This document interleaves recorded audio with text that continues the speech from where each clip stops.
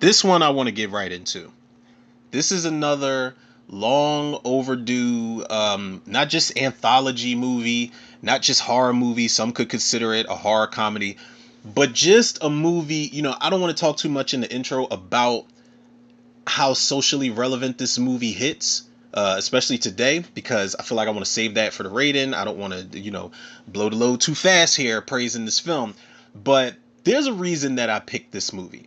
And shout out to, first and foremost, I'll get to why I almost decided not to do this. But before I do that, got to shout out my boy Draco Mays, man. Make sure y'all give him a follow on Instagram and definitely on TikTok, where he does his movie reviews and reactions and things of that nature. He does his like unboxings and his haul-ins and things like that. So big shout out to Draco, man. He had picked this movie. I had put a post up on Instagram and I was like, which black horror movie should I do? And I had a couple picks up there, but I also got to shout out Random Horror Show. She had picked I think Ganja and Hess, and I got to shout out Be Kind Rewind. She had picked Attack the Block. And what I was going to do initially, I was going to play the Jeopardy music in the background. I think I did this like a couple years ago in December, and I ended up picking like Silent Night, Deadly Night 3 or some shit, which was a fuck, man.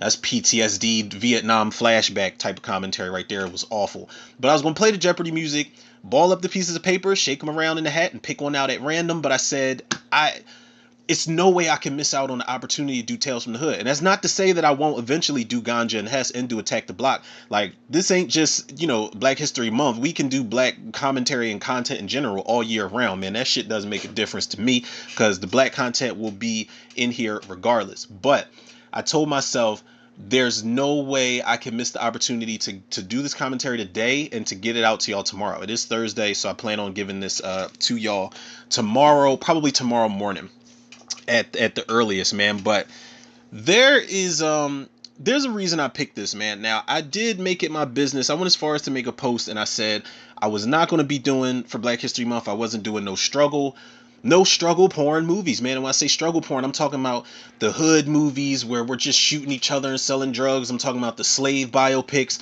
where we play the peasants, the butlers, the servants, where we're just used as props in the background, and just all of our stereotypes are played up against us. And I did not want to, I wanted my narrative to stay strong this month, for sure, man. I thought that was something that I really wanted to stand on. And while this is like a hood movie, I think the social relevance outweighs the fact that, the social relevance of this movie and how it holds up today more now than it ever has, way more than when it came out. I think that overshadows the fact that this is a hood movie. And obviously we're talking about Tales from the Hood, people. Now, I don't know where anybody ranks this, but this is up there for me. I low key feel like this is up there with me for like Creepshow 2, the original Tales from the Crypt, whatever the anthology movie that you have that you pick for your poison. I feel like Tales from the Hood, especially if you have not seen this movie, it is definitely worth checking out.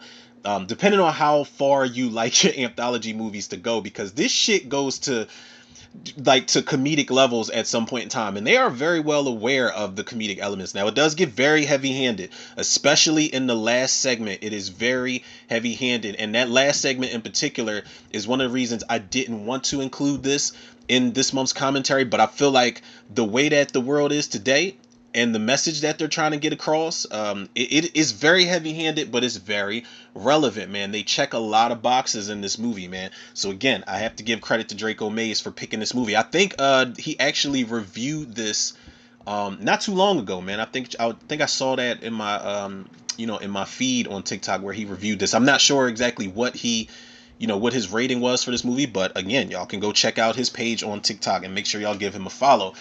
But Tales from the Hood, man. I remember seeing this as a kid, scared the dog shit out of me, man, on so many different levels. There's one character who's probably, scarier than any of the other supernatural shit that this movie has to offer to us. But this is one of those things where two creative minds come together and magic happens. For me, I'm sorry, this may be blasphemous to some people, especially the horror purists out there.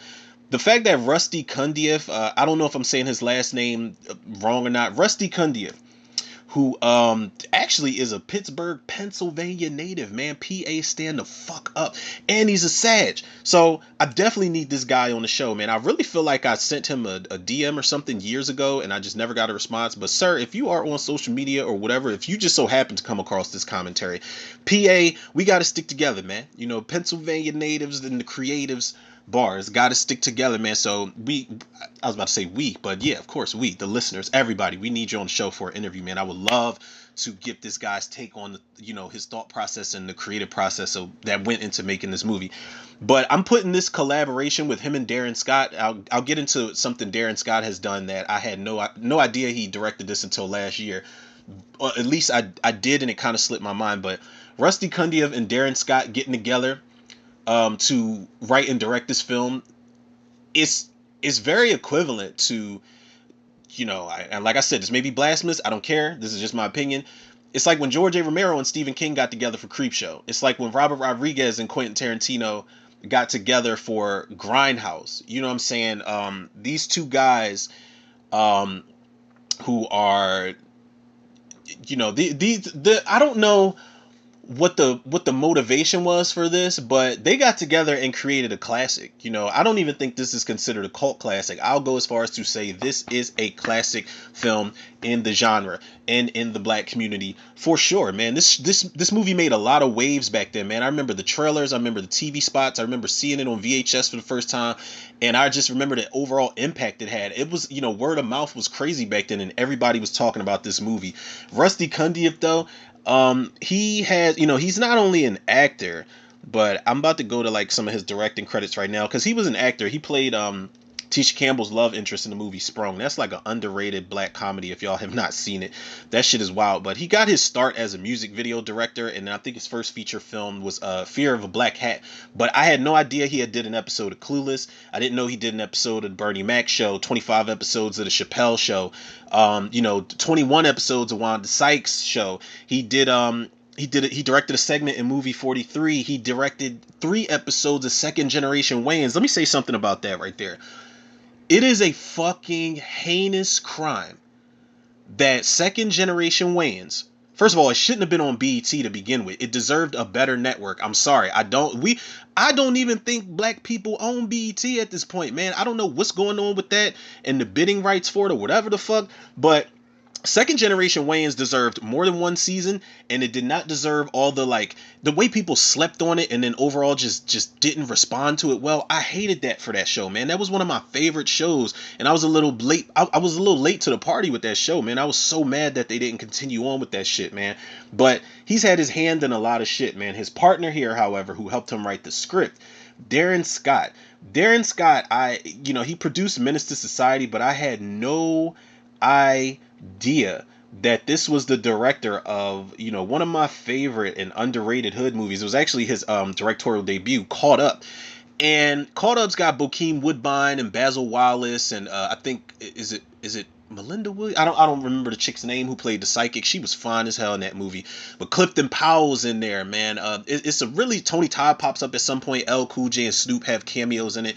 It's a really solid cast, man. It's a really gritty and just dark fucking hood movie, man, but it is so many horror elements to it. Speaking of horror elements, Jeffrey Combs is, the Reanimator is in the movie Caught Up. If y'all have not seen it and y'all are into, the hood movies, Bokeem Woodbine does a pretty good job in that film, man. I'm looking at Darren Scott's, the rest of his credits here. I did not know that he directed, my man directed House Party 5. I won't hold that against him, because you still have writing credits in Tales from the Hood, so that's what counts. And you directed Caught Up, but I did not know he directed Deep Blue Sea 2. I saw Deep Blue Sea 2. I did. I'm not even gonna lie. I'm not gonna sugarcoat the shit. Y'all know I'm gonna keep it a bean like I always do. I wish I hadn't. I'm not a fan of that movie, man. But I am a fan of this one, and I will give credit to Rusty Cundieff and Darren Scott where need be. And also, I think this was either produced or executive produced by Spike Lee. So getting a seal of approval for a horror anthology that's for the culture, but getting a seal of approval from Spike Lee, that was major, especially in the 90s. When did this come out? 95, when Spike Lee was on, like, man. I mean, it's not like he stopped being relevant, but Spike at the time is just like he was becoming a much different force in nature, man.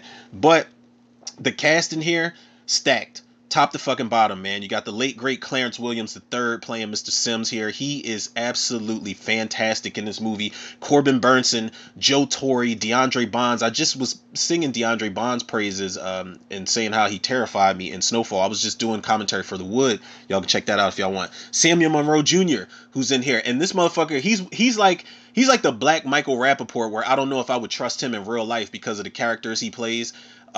Because if it's this movie, he's just a hardcore gangster that's just looking for the shit. If it's the Players Club where he doing what he does to Ebony in there, that was awful. If it's Set It Off where he's getting Jada Pinkett's little brother killed. If it's Menace to Society where he's getting Kane killed and doing drive-by with him, I'm like, come on, man. Samuel Monroe Jr. is like one of the most typecast, hilarious, interesting actors to watch on screen, man. And I know it's nothing against the actor. It's just the roles he plays. I'm pretty sure he's well aware that, yeah, I'm about to play a character who ain't shit, but I'm gonna make y'all love it and it's gonna be memorable. And that's what he does, man. Wings Hauser is in here. Anthony Griffith is in here. Tom Wright. This movie gave Tom Wright a second horror movie icon, undead horror movie icon in a horror anthology. Tom Wright, who plays Martin Morehouse here, he actually played the hitchhiker in Creepshow 2, man. And I like the fact that you got two to your name, bruh. You are doing the damn thing, and you are appreciated in the horror community, at least for me. Michael Massey. Michael Massey was Fun Boy in The Crow. He's in here. Dwayne Whitaker, David Allen Greer, Brandon Hammond. Like I said, Rusty Cundieff is an actor who is in this movie too. Paula Jai Parker, who was everything at the time.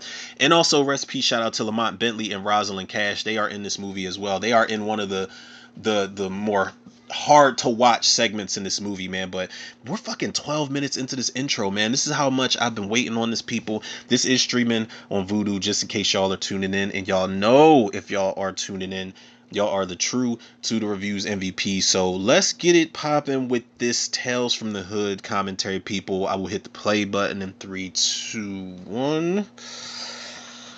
I'm ready. I'm ready.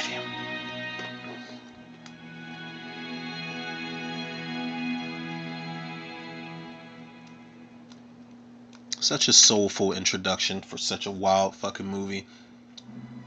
I don't remember the Focus logo. I remember this. I think this is like Savoy. Jasmine Savoy Brown. I know I made the Jasmine Savoy Brown joke. Whoa. I don't know what it was a little bit of a skip, people. I was about to say, I know I made the Jasmine Savoy Brown joke. Is it Savoy or Savoy? Say say what? But it sucks that we probably will never see her in another Scream movie. I think that's another fucking another heinous crime, man. But they'll get it together.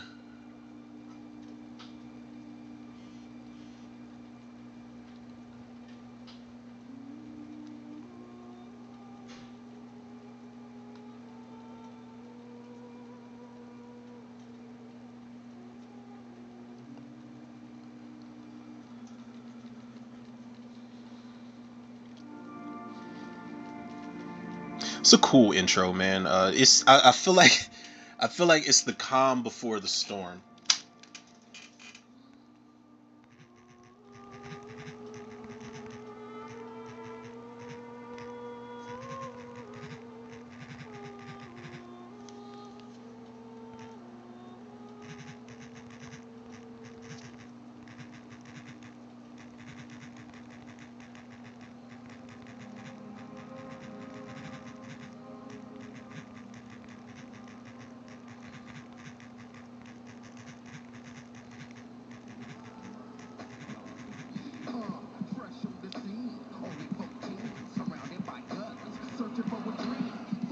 Who the hell is that? I don't know who that is rapping. I want to say MC8.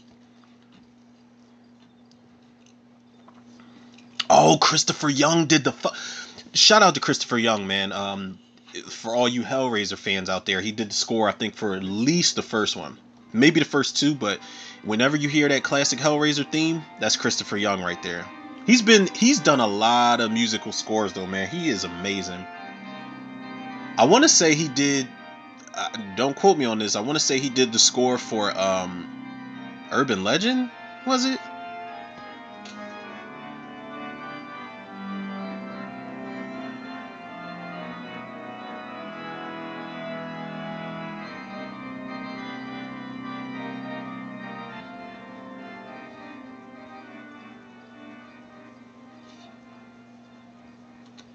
Hey man, fuck this, man.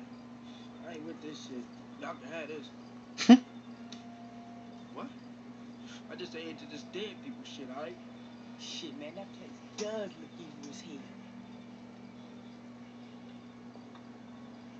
Man, both of y'all need to shut the fuck up, alright? You're doing this shit because it's his business, man. Besides, dead people ain't who y'all need to be worried about anyway. Lil Mo, who the fuck y'all need to be worried about? Who Lil Now, Mo? as soon as we get the He shit, talking about the rapper? as soon Oh, as we raise the singer? motherfucker, man. I said the rapper. Shout out to Lil Mo. Pass the bush, you little bitch. Now see, this is the type of dude I can't even be friends with. Like we can't even be acquaintances because who the fuck you talking to? Let's roll, man. I mean, I can't lie. Like me and my friends used to talk to each other like that all the time. We used to say way worse. We used to say a lot of shit that I probably Hey man, couldn't, shouldn't hey, say man, on this you need to platform. stay I don't know. alright? Watch y'all back and shit. You say something funny gonna happen. Hey, man, you got your gut, man. Yeah, I got my shit. Well, if a dead motherfucker come fucking with you, you kill his ass. You understand me? Yo, hold on, Bulldog. I'm supposed to kill something that's already dead, man. What? Yeah, I'm supposed to kill He's something like, that's already dead. I've never been asked that That's how it question works. before. Man. Yeah, like some refried beans. Jesus, man, this is gonna be fun. Why the fuck you gonna refry some beans, man? Why not just fry that shit right the first time and get up? Look, man, both of y'all shut the fuck up, all right? Let's just take care of this business and move on, man. Shit. It's dead people shit. Why are they even friends at the end of the day? Like, obviously, Bulldog is is constantly irritated with them. You understand me?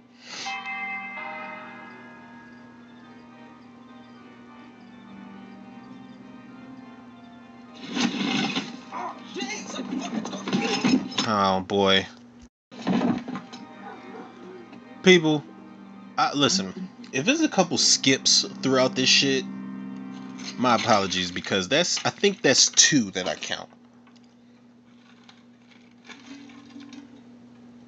I'm already losing patience. I hate fucking technical difficulties, man, when I'm trying to do these commentaries for y'all. I can't stand it. Besides, I ain't no baby.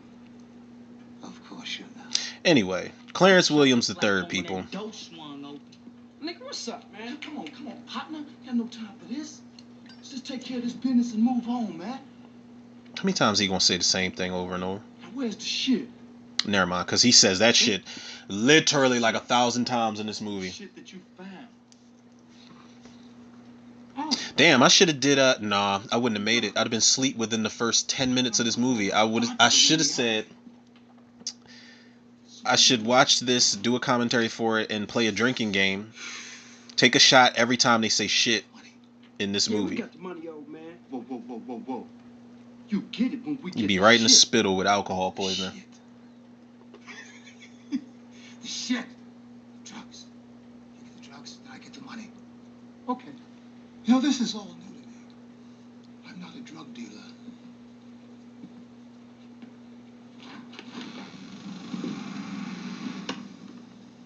I'm a mortician. The only drugs I Clarence know Williams III, he is having a ball in this role, man. He is into it. all kinds. I wouldn't be surprised if he stayed in character throughout the course of this filming. You know what keeps them from smelling and decomposing. All right, Hannibal Lecter. He's like, Hey, so what happened to him? Oh, they say he went crazy. Death. It comes in many strange packages. Hey, man, I don't need to be hearing this. Meanwhile, he's got a package. Kill that noise, He's man. got a package in the closet that just says death on it. Don't worry. You'll get the shit. You'll be knee deep in the shit. I've got it hid. There's so much. I couldn't even lift it all myself. I'll tell you about old Clarence here along the way.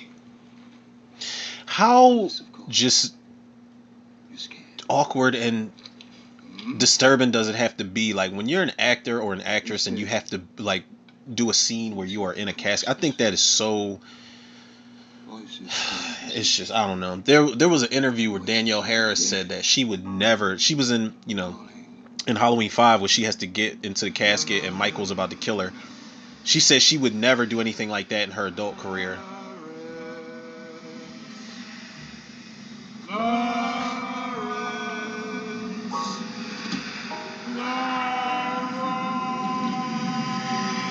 And Clarence is like, huh? What? Somebody call me?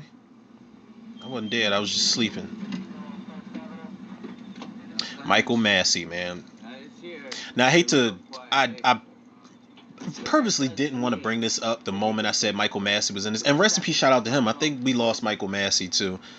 But like I said, he played Fun Boy in The Crow. He was the guy who ran like a sex dungeon in Seven. I don't know if it was like a BDSM store or something like that, but he was in Seven. He was unfortunately the actor that fired off the prop gun that killed Brandon Lee, and it wasn't his fault, man. It was a lot of wild shit, and there's tons of conspiracy theories behind it. But I think it's fucked up that that's something Michael Massey had to carry with him for the rest of his life, man. I think that's horrible. No, rookie. Dwayne Whitaker, who can't get a fucking break in any horror movie he's in. He dies in this. He dies in From Dusk Till Dawn 2. He dies in Halloween 2.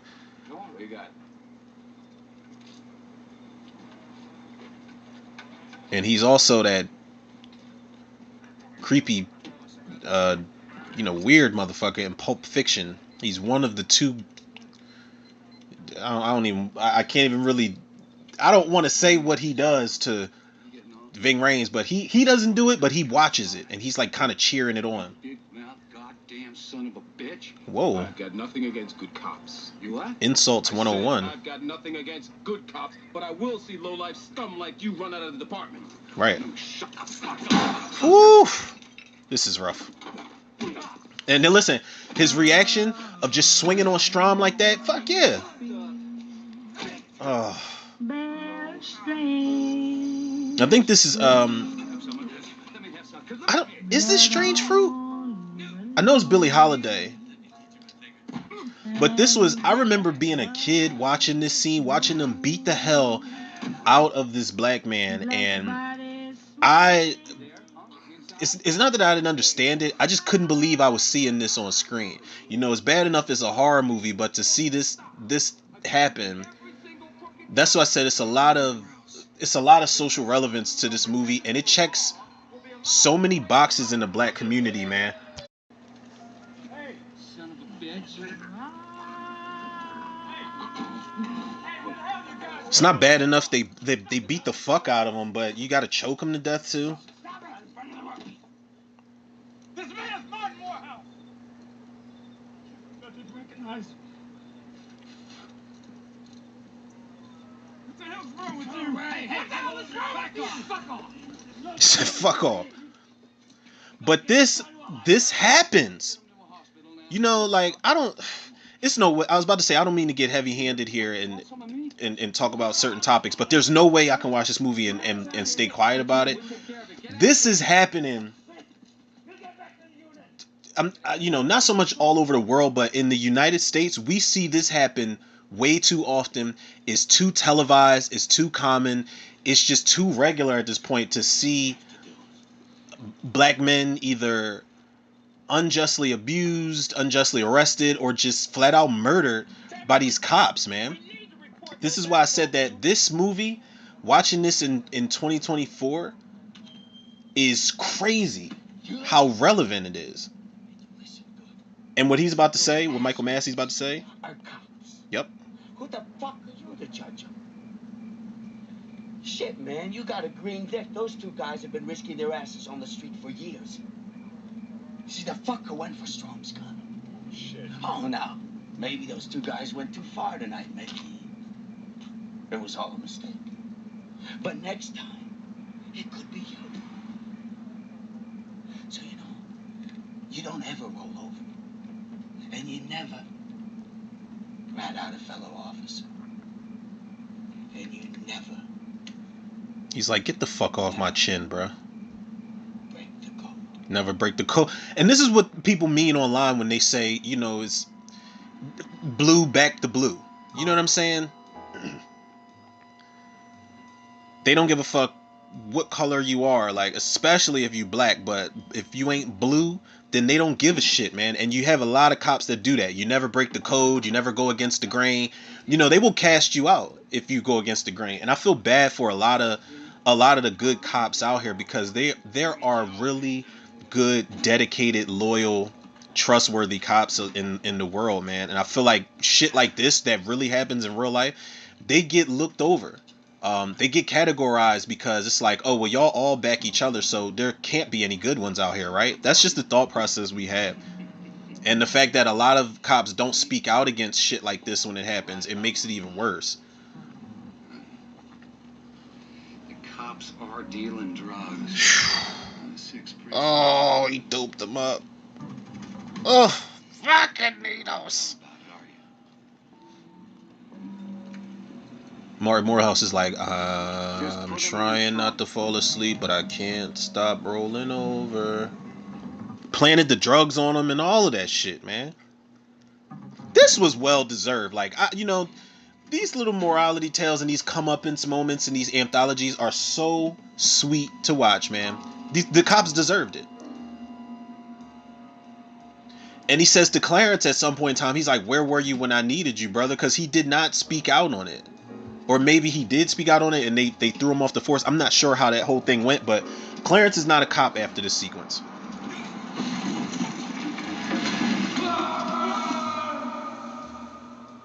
Clearly he's not a cop. This motherfucker living in this shoebox apartment. He looked like Shawn Wayans. What is that? Dexter gin? Oof. Gin straight from the bottle. You better have cleared your schedule. Unless you can, you know, unless you can get it done.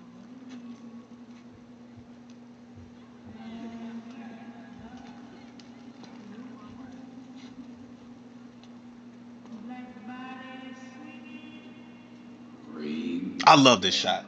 How the camera just, I don't know if it's necessarily a trick shot, but the way that it spin, I don't know if he's spinning.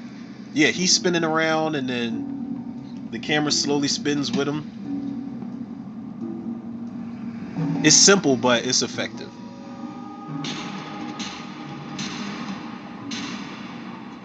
This was insane. Like, why they had to have him crucified? It was insane. Well, I guess it's symbolism though, because that's what they did. They basically crucified this man's name in his death. You know, this guy who was a political figure, he was basically like the 95 version in whatever universe that they got here. He was like their version of like Malcolm X or Martin Luther King or something like that, or at least trying to be. He was trying to clean up the streets, get rid of the dirty cops, and they fucked him over. Fucked his whole legacy over, and people probably were like, oh my God, I didn't know Martin Morehouse was into that. The minute I thought you weren't going to show. Looks like fly-covered shit. So what? Look like fly-covered shit there, Clarence. Haven't seen you in a long time. Have we ever seen shit that wasn't covered in flies? Miss you, pal. You had the number, you should have reached out and touched the brother. You could have told him how to reach out and touch your brother, couldn't you, Strom? Now, Clarence. Strom's like, well, you gotta put my business out in the street. Come on. Come on. On down from the grave. Now, let me ask you this, son. What the fuck you call us? This is terrifying, man. Like, he called them What'd you call us out here for? to, you know, in the cemetery. Celebrating tonight. We're gonna go see Martin Morehouse, the man you murdered. Like this is Anniversary. dark. Our anniversary. You remember, don't you? 1 year ago today. I fell for your bullshit. New Nitric believed that Strom and Billy were going to take Morehouse to the hospital. Shut the fuck up! You don't get it, do you? We tried to take him. Wings Hauser is actually Cole Hauser's brother. Just cut the shit, Strom. You can see it too. Up, boy. Cut the shit! Shut the fuck up! Cut the shit!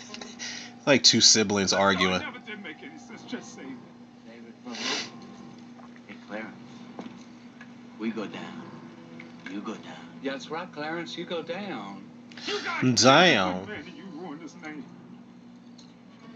I should have turned you in instead of just quitting the force.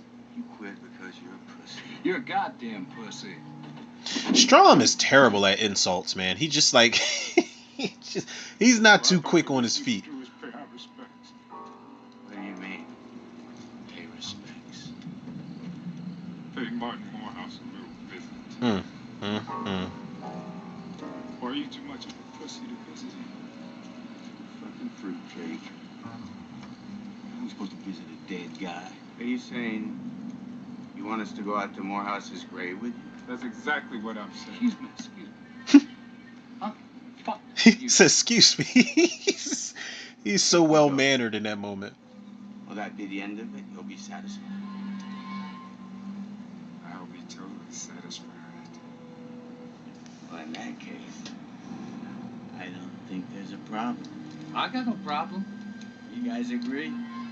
Follow me, fellas. Lead the way. Let's go.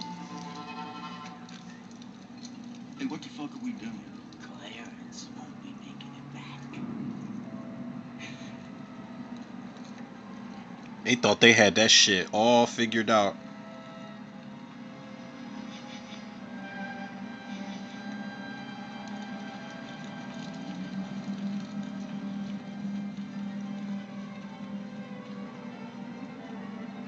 How much further, Clarence? Partner's right here. It's great. I brought them.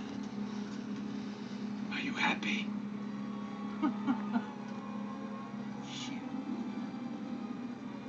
Expect us to believe you're talking to this dead fucker. You know, I mentioned Quite frankly, I don't know what to expect. I mentioned Dwayne Whitaker being in all of these horror movies. I'm good at that. One of the movies I mentioned was From Dusk Till Dawn 2. Following orders. It is not a good movie. It is actually indeed a pretty fucking bad movie, but you got Dwayne Whitaker, Robert Patrick, Muse Watson, what's my man's name from Training? Raymond Cruz. You know that. I can't remember the other actor's name, but they are doing a bank heist as they are turning each other into vampires. It is the funniest shit in the world, man. You know what I'm gonna do, boy? Get out. You about to, you know, seal your one-way ticket to hell. I'm gonna piss on. I'm gonna piss on his grave. I'm not gonna lie, there is so much ADR that was done for this movie, man, because I remember seeing a work print version for this, and obviously the music was different. Some of the effects were different, Strong. That's pretty cool. and You know what? a lot of the dialogue was dubbed over. Here, Billy, why don't you come on over here and piss with me? No, I What? don't need to go, man. I took a piss right before we came out here. Did you hear what I Strom is suspect though. Did you hear what I said? Come piss with me. For Christ's sake, Strong, leave him alone. He's like, he doesn't want to take a piss. He can't pee in front of anybody. Billy's like that dude from Waiting. The dude that he couldn't pee in front of people. That guy standing next to him minding his business at the urinal. He's like, quit staring at my dick. Believe the old lizard, I guess. They should have put him in Tales from the Hood.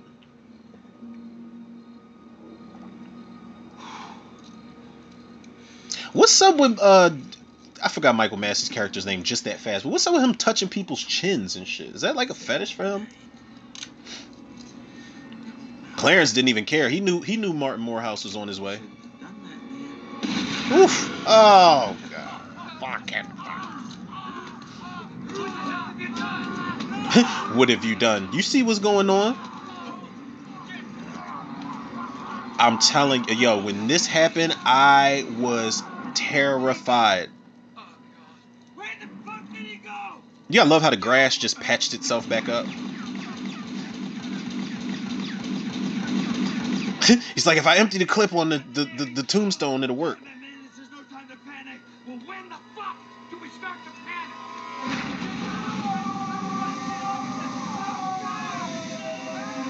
I'm telling y'all, man, this shit freaked me out. All if you want to have a terrifying segment in your anthology, just put Tom Wright as an undead killer who originally didn't do anything wrong. Because in Creepshow 2, he was just hitchhiking. But, you know, Mrs. Lansing ran his ass over and left him.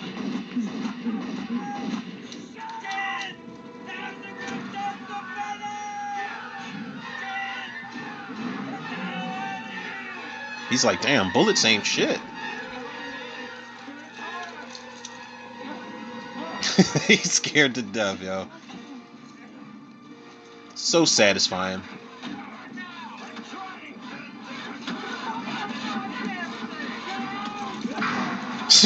He's like, it's a horror movie. You know the car's not gonna start right away.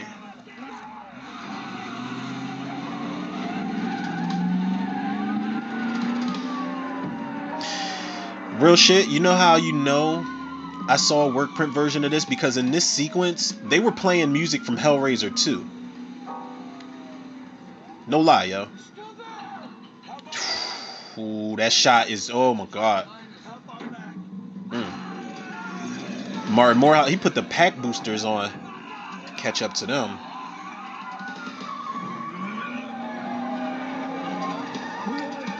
And he is half amphibian, the way he's holding on to the back of his car. I always loved the way he slid, too. Ooh, his eyes are terrifying, too. What are you doing? And what are you doing? And what are you gonna tell them? That the body of a citizen we murdered has come back to kill us? Here's your fucking Right, it's like, what do you say in this situation? Oh my god. Martin Morehouse is he teleports like Jason.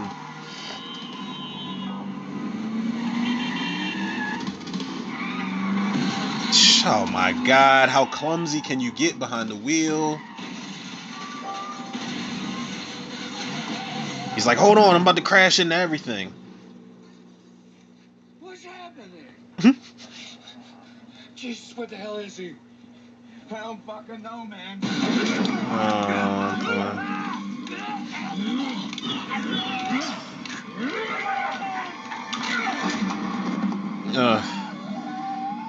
Getting. I was getting some head.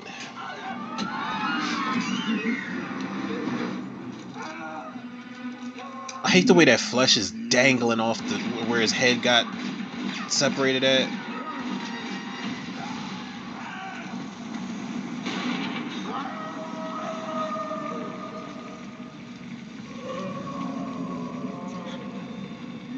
I love the way his groans echo like that.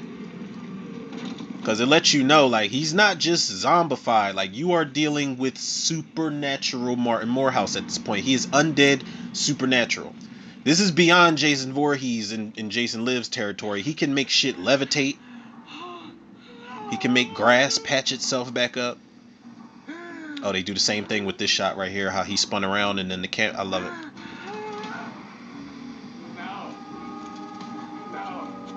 I appreciate the simplicity in certain camera shots and angles and things like that.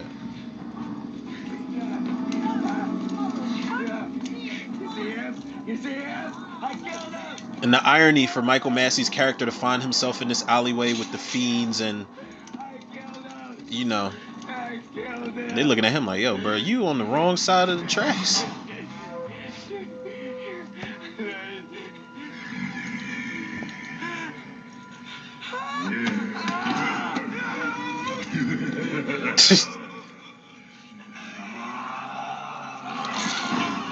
So was he the only one that could see Martin Morehouse?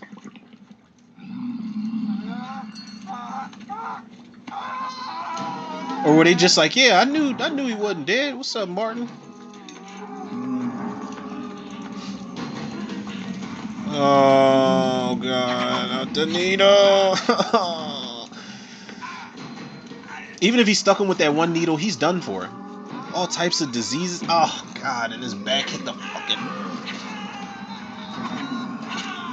Oh no. You've already got every disease known to man.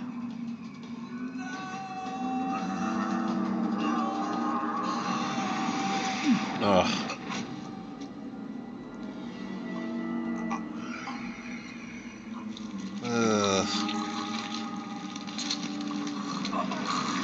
Those needles were so diseased, this motherfucker turned into a mural. Welcome to my world. That's right. You just living in it. Well, I mean, not anymore. It's actually a really good painting. Satisfied now, brother? Where were you when I needed you, brother? Right. He's like, you don't get a pass either. Now that was an interesting transition right there. From when he dropped them in the alleyway to him dropping on the floor in the padded room. So I'm wondering, did Martin Morehouse place him there, or did he just genuinely go that crazy? And he's selling it right now, this actor. Like I said, he looks like Shawn Wayans. Oh, no. He got blamed for the murders. That's what it was, because they about to talk about What's it. the story with this guy? Homicidal maniac, cop killer. 3 in one night. And trip this, he used to be a cop. Wow. Man, you just never know, do you? Clearly. He's like, well, Three's Company's on. Let's go watch it.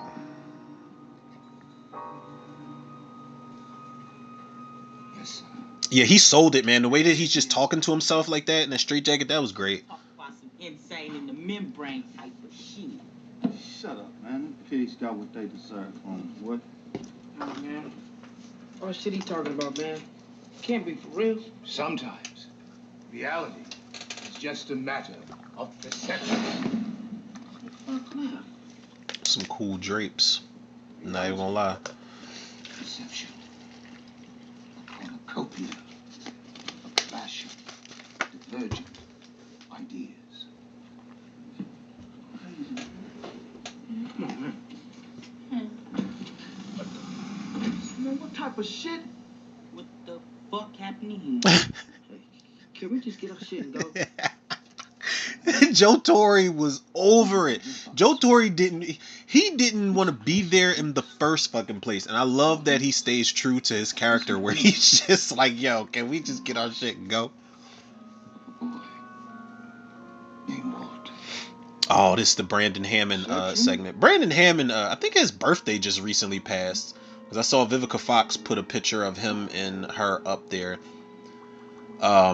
Brandon Hammond, low key, I mean, he's still around for sure. But he was one of the, and I think I said this when I did Soul Food commentary. He was one of the best child actors, yo. Between this, Soul Food, I didn't even know until like 2008 or 9 that he was in Blue Hill Avenue. He played young E-Bone and that shit. But he's great, man, in this movie. And he's always been great at emotion. Like this and Soul Food for sure. Like his emotional moments where he's got to cry are really good, man. I feel like we don't really talk about him enough as far as like child actors in horror movies. I don't know, maybe it's because he's only in a segment. And there's our director right there, people. All right, everybody take your seats. He's a director that a lot of times when these directors put themselves in movies, it doesn't always work out. They're kind of just in there like, hey, I'm the director. I wrote a role for myself. Even Quentin Tarantino does that shit sometimes, and it just doesn't work. But this guy pulls it off, man, because he's such a cool teacher. He's that teacher that wants to find out what's going on at home with a student. God, I hate these fucking kids. Oh, I hate that fucking kid, man.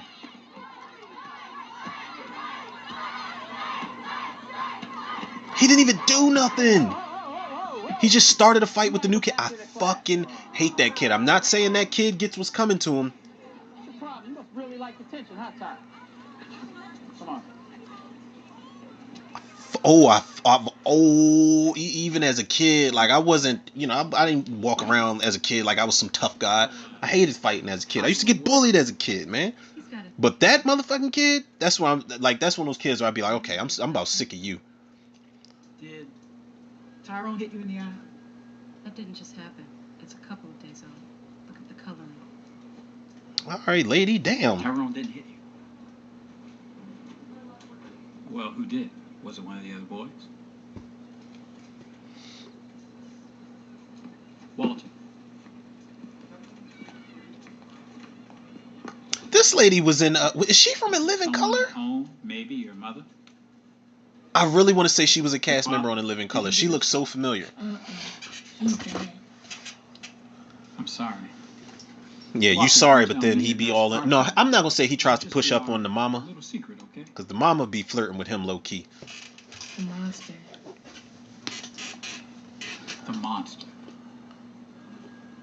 He came after my dad died. I see. She's on that clipboard like, yeah, we got another crazy one on our hands. I'm gonna be here to listen, okay? And even though He said no one would believe me. damn, and you feel so bad for him in this movie, man. But Rusty Cundieff, he plays a really solid, grounded, realistic character, because I went to school with, not went to school with, but I had maybe two teachers and two basketball coaches that were genuinely like this guy. Like, just involved to the point where they really cared, He shows up to his house like, yo, I need to know what's going on with Walter. He's saying this is happening at home, and he's very involved, man, and he plays it so genuine that it works so well. And that's rare, man. You don't always get directors who can write themselves these roles and pull it off.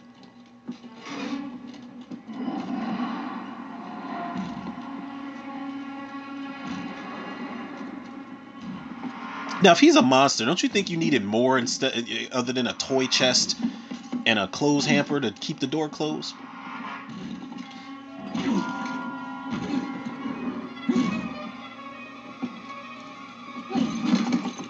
The monster's out there struggling. He's like, God damn, this toy chest is heavy.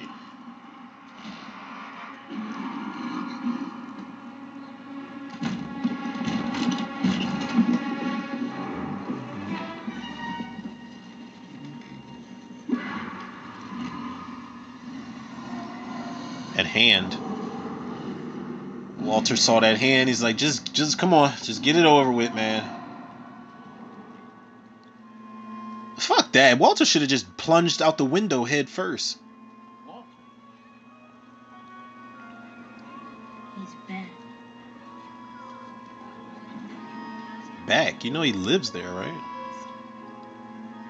That is like really, like, imagine being a teacher or even working at a school and this kid just continuously comes to school with bruises. I feel like at that point you have to get involved. Even if you don't get involved personally, you have to call somebody. Something has to be done. But again, this is way more relevant. And it's not that this has never happened in spades, but you hear about it a lot more in the news now. At least more than I've ever heard about it in my life. This child bullying in school and domestic violence, you know what I'm saying? Kids getting abused. The social relevance, man. Every segment holds so much weight as far as the social relevance. Now, had this movie came out today, people would call this shit woke. Because it's a trendy word to use and people don't know what the fuck they mean when they even say it and they sound stupid. But to incorporate the social commentary in the story without I don't think it's overwhelming at all. I don't think they're trying to force the message, in your face. I just think that the level of storytelling in each segment is so good that the social commentary lends itself to that. That's Tyrone. Walter, do you think I could talk to your mother sometime? What for? About You the trying to fuck monster? my mama? You've told her, haven't you? She doesn't want to hear it. She says we already moved once.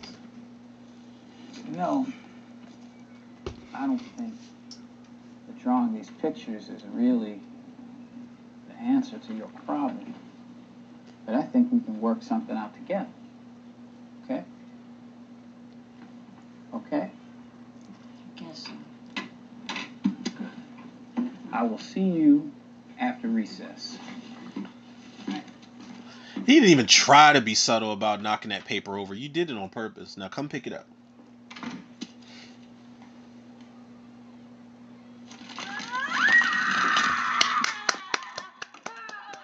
And you scream like a girl, you punk ass young boy. I'm not saying he deserved it, but fuck him.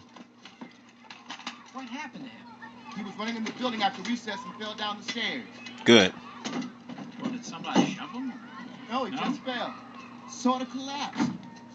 But you know, it makes no sense. How do you break both arms and legs falling down? Well, Boy must have had weak bones. not enough calcium. That's what happens when you're a bitch.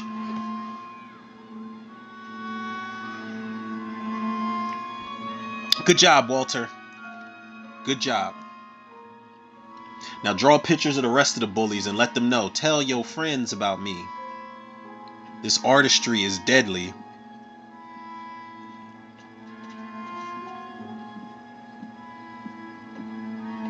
If I had Walter's talent, I don't know how it works with objects as opposed to him drawing people. I'm just gonna draw $1 million. Straight like that. Mr. Garvey, I'm one of Walter's teachers from school. Paula Jai Parker, man. Yeah, they had to do a slow top to or bottom to top. Thank you. Is there a problem? No. Miss Johnson, can I come in and talk to you for a minute? I had the craziest crush on her back in the day, man. I always thought she was so pretty, yo. I'm gonna go through something. I don't know what it was about her, man. She had like this sultry look to her. Like I loved her in this, in the Wayans Brothers. Even she's such a gold digger in the movie Sprung. But she had crazy sex appeal in that too. And she was in this it's the Spike Lee movie called She Hate Me. Listen, if y'all have not seen She Hate Me, it is one of the wildest Spike Lee movies I have ever seen. He seems to be having some problems. I'll just say this: Anthony Mackie is a human sperm bank in that movie. He is paid to impregnate lesbian couples, or not lesbian, yeah, lesbian women, lesbian couples, whatever case may be, and the movie is wild. She's in it. Anthony Mackie's in it. I think Jim Brown is in it. Goddamn, Q-Tip's in it at some point. Boy's clumsy. He's always falling over something. Kerry Washington's in it. Dania Ramirez is in it. It is a wild movie, I promise y'all. Certainly not. She was on his top. Like, she smiled too. Like, yeah, you see it. Have a strange preoccupation with monsters.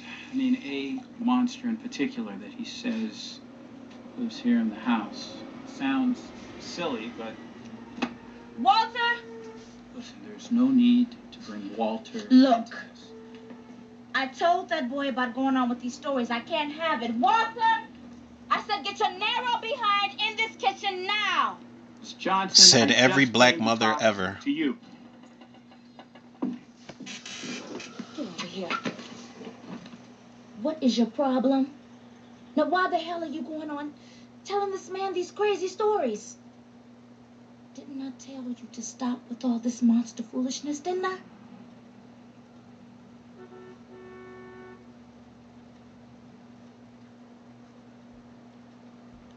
Go to your room. Baby, go to your room now. I'm gonna have to deal with Miss this. Johnson, if you would give me a second to talk. Please.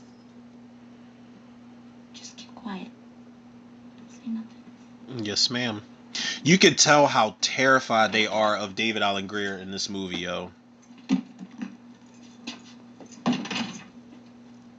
Well, why are you just standing there? Why the hell didn't you get the door? Because you got arms. And I know One of Walter's teachers.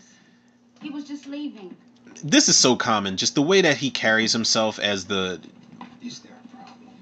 No. the quote unquote head of the household. Like, this dude's a trip. But David Alan Grier, Actually, sir, now that you mention it, he's so good in this role, man, because I remember just being used to, like, I don't remember if Blank Man came out first or not. I probably saw Blank Man first, but I remember just him, Blank Man, and just in Living Color as a whole. David Alan Grier is one of the most underrated comedic actors of all time. But seeing him in this movie, it's another thing that scared the shit out of me, because the whole time watching this as a kid, I'm waiting for him to break character and say something funny. There is nothing funny about him in this movie, aside from the bruises, which is great, aside from that, there's because he is monster that he says. he is in character, man, and he does not. Seems very disturbed by Ain't no jokes, man. Ain't no jokes. Ain't no comedic timing. No nothing.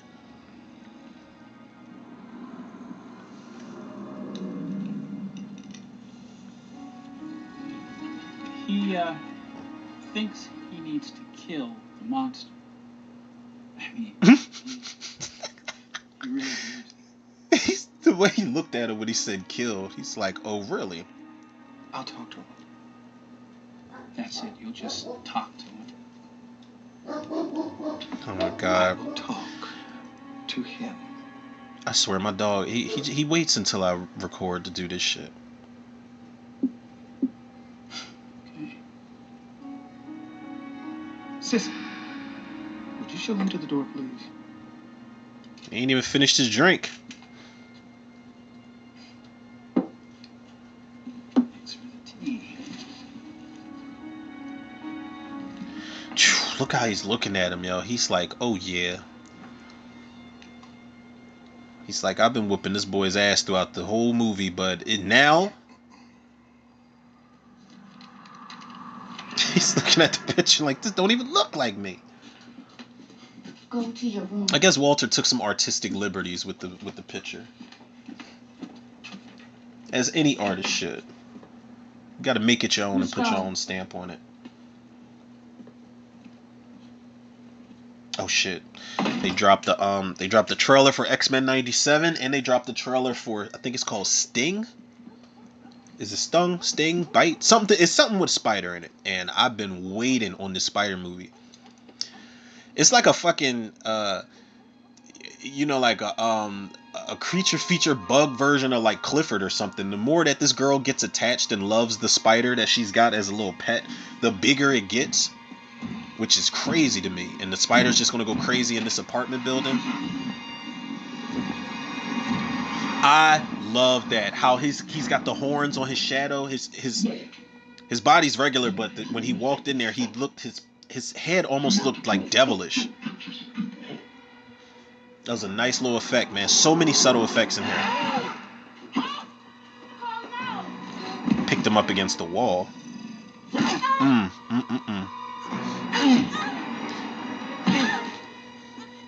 First of all, Walter, even little JoJo from Baby Boy was about to stand up to Snoop when Snoop was trying to fuck with his mama, but Walter just standing there. You could have picked something up in the room.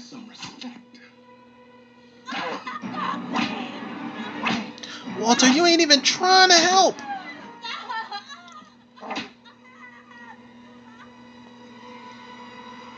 That's a Cape Fear shot right there. The shadows in the window where he's whooping on her. He jumped over the railing.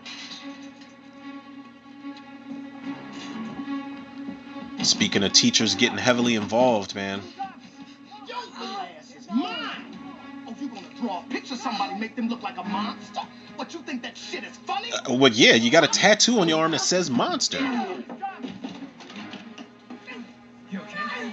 It's gonna kill him. Wait here. Kill him. Yo, stop it. Just take it easy. Take it easy. Take your motherfucking that punch. He didn't even try to connect with that punch. Come on, Teach. And I love that this guy, being the director, he didn't write his character to be like a big superhero and save the day. No, he's getting his ass kicked.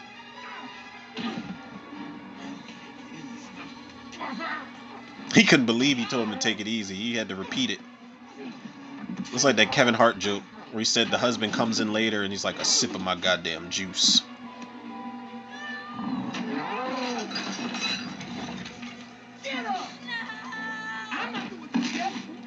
Jesus. See, even she had Walter's back. Walter didn't lift a finger to help his mama. There you go. Cast iron, get it. I wish she would have connected with that skillet, yo.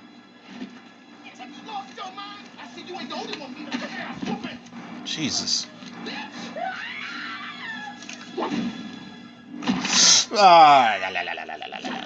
Oh boy. The foot, the leg twisted up I can deal with, but the arm, oh. The arm bending backwards was wild. Y'all know how I am about those snapping limbs.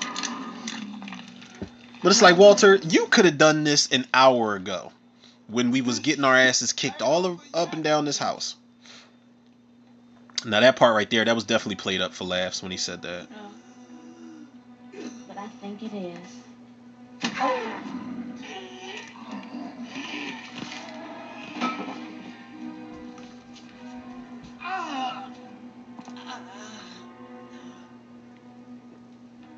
Just turned him into a whole pretzel. What are you gonna do? Right in here like this, no one's gonna believe us. Don't worry. Nobody's gonna find out anything.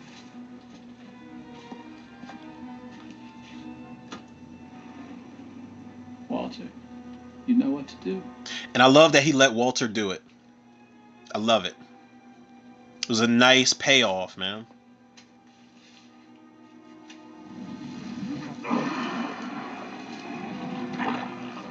Ew.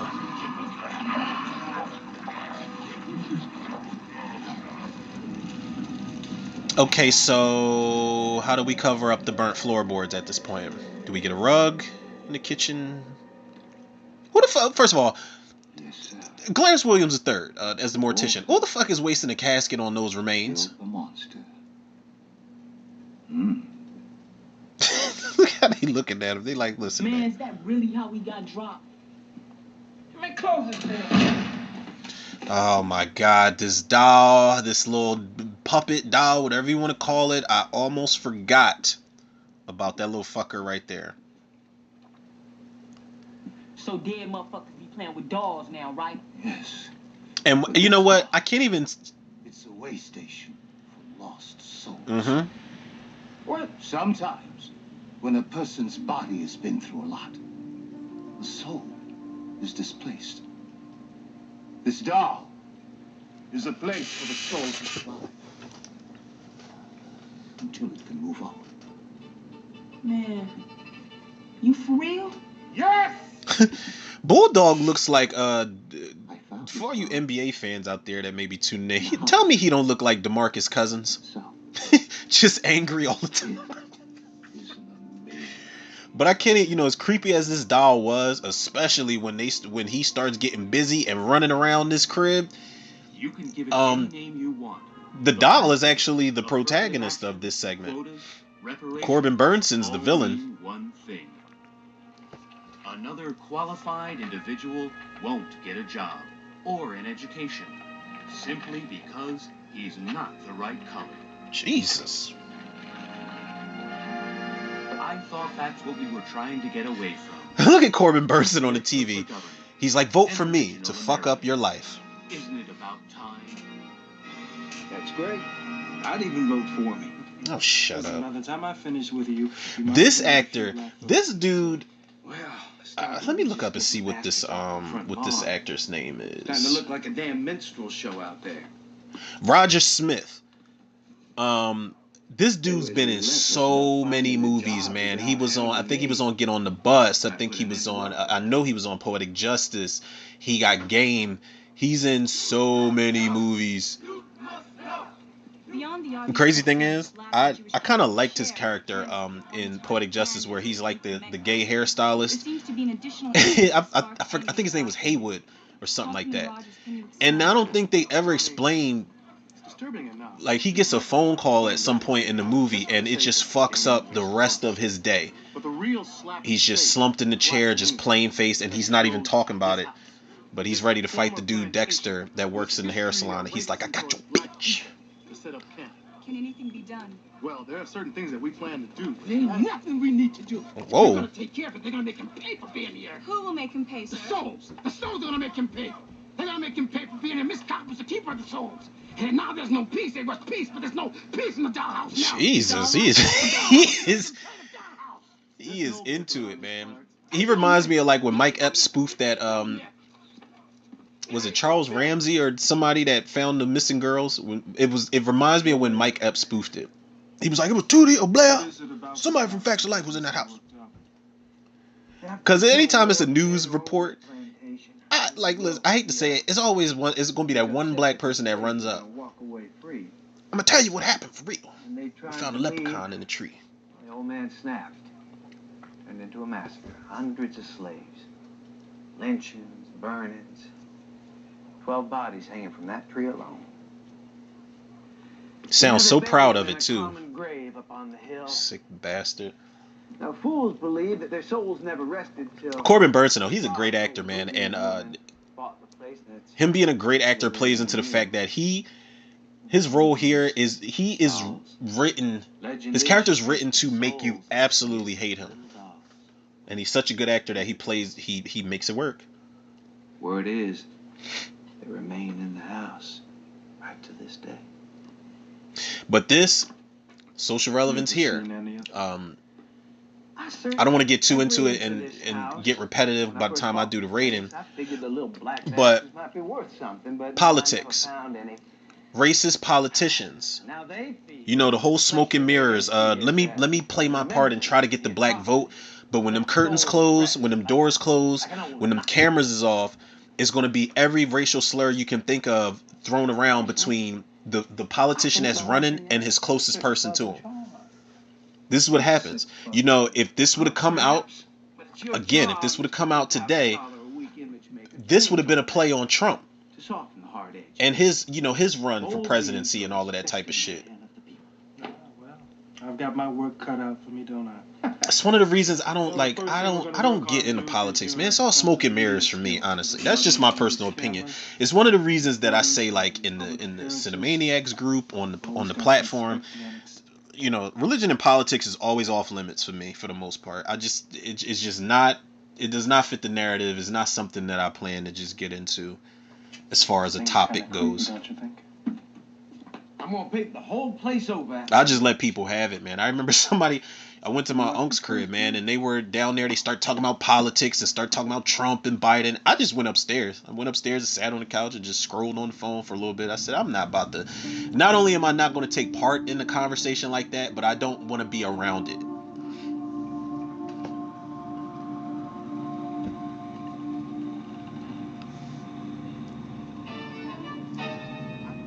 Who would have known that this would become one of the most iconic dolls? The hell am I from Boston? One of the most iconic dolls in horror history. We all have a past now, don't we? No. No. Be much too defensive. Looks like you have something to hide. I was about to say I got that same camcorder, but mine's is slightly different. Take the camera. I want you to film me. All right? Hold on. Hold it. I've never understood, or not understood. I've never known what this actor's ethnicity is. I'm almost sure he's biracial. I know that I've learned from mine, and I'm better for it. What about the house?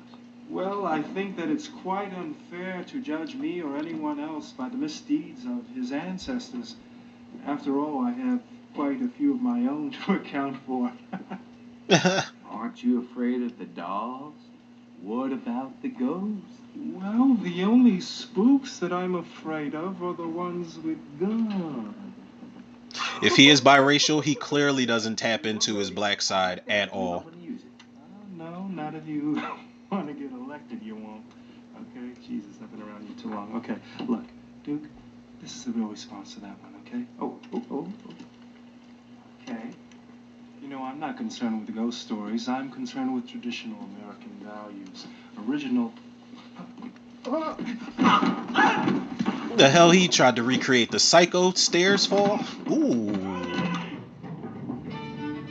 Night.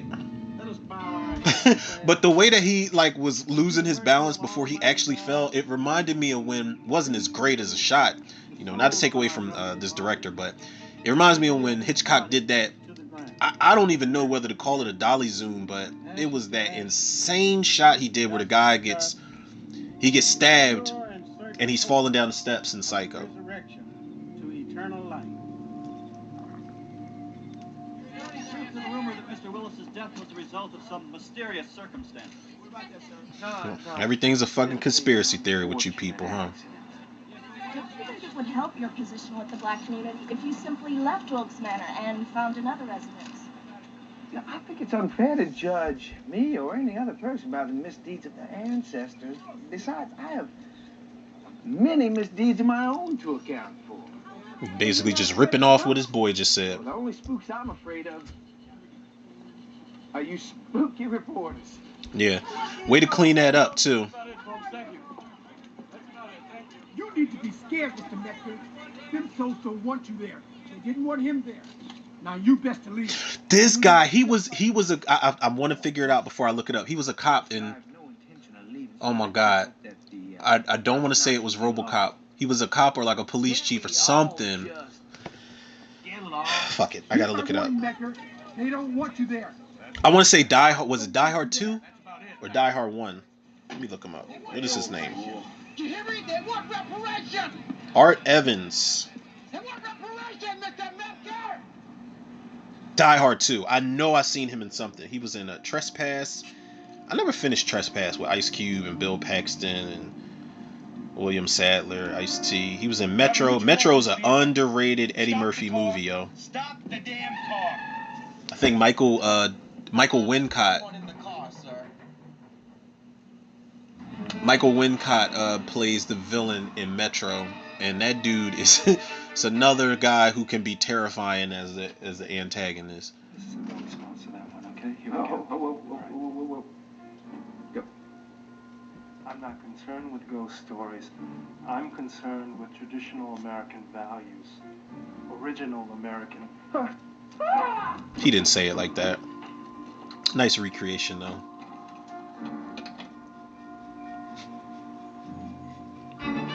It's like, did that doll just trip him?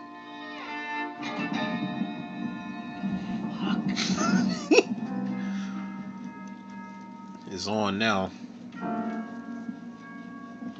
Now you should be concerned.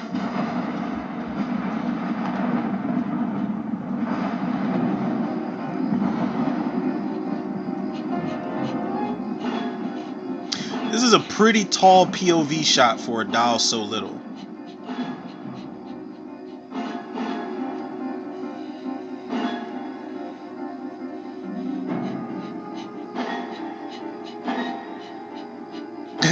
He is running for his life. Bruce,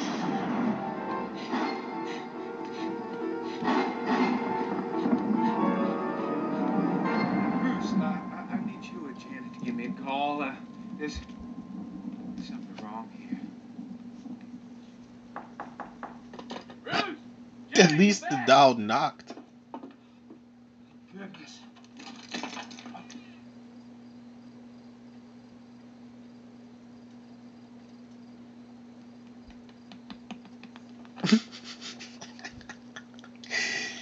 Yo, those little footsteps, man.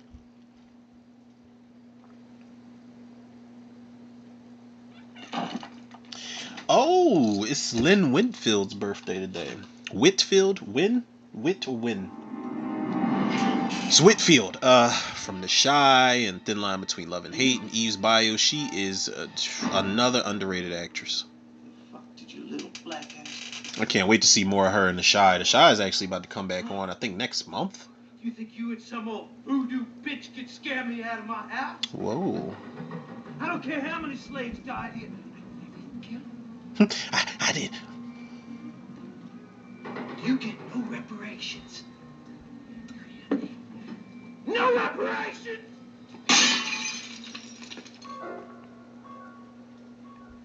So the doll can teleport too. Or it's probably just that fast. And no, it's teleportation. It's not that fast because that shit, that POV shot of doll running up to the house took too long.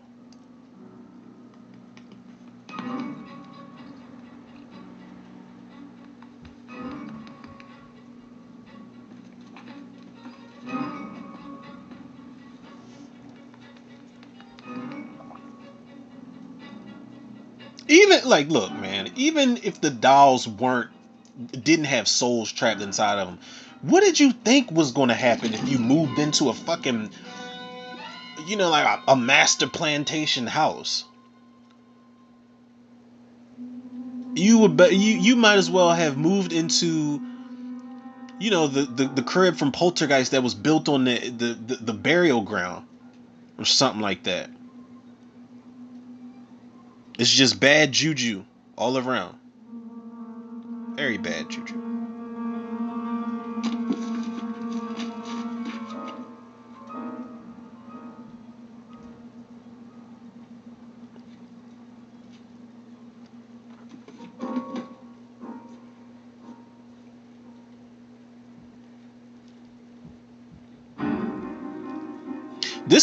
This probably is. They didn't know it, but they were making, with this segment, a loose biopic of Trump's first night in the White House. Probably he probably was running around with flagpoles and beating the shit out of paintings in there. This was crazy. When the painting started bleeding, I was like, oh dear. And I love that this, where the doll was, it's just a blank space. And the more he looks at that picture, the more blank spaces pop up and dolls come out. I love that.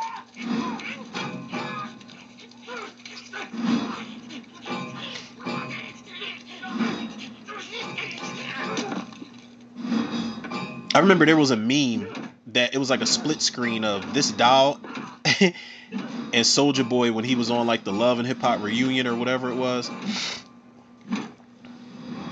Pretty good side by side comparison if you ask me. Whoa, buddy. Now that's racist. Yo, this doll had him stressed. This doll had him stressed out. Oh my god.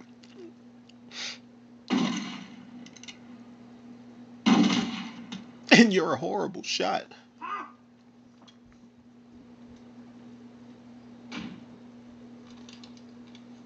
There were no reports of gunfire. Not even some voodoo bitch nigger spell can overcome the power of a double-barrel shotgun. Yep.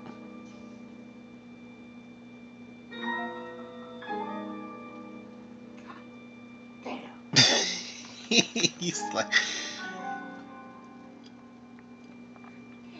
he said that because he's realizing like the more blank spaces pop up on the painting, he's losing, it's decreasing in its value. He really wanted to sell it. I'll kill one of you. I'll kill you all of you. You little nigglings. That would be like the most racist version of Gremlins ever, like the Nigglins. Why have they never done this? I mean, obviously because it's a fucking racist ass title, but why would they? Why has nobody ever spoofed the Gremlins and had these dolls running around killing racist people, man? And call it the Nigglins. Jesus. I hope I don't get canceled for this fucking segment, man. It's a fine line I gotta walk here with this segment in particular.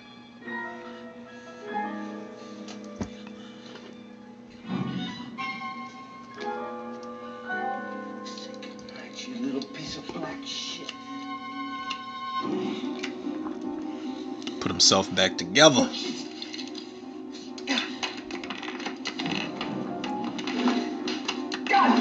I love that. In any movie where somebody's just so nervous that they can't even load up the gun, I love it.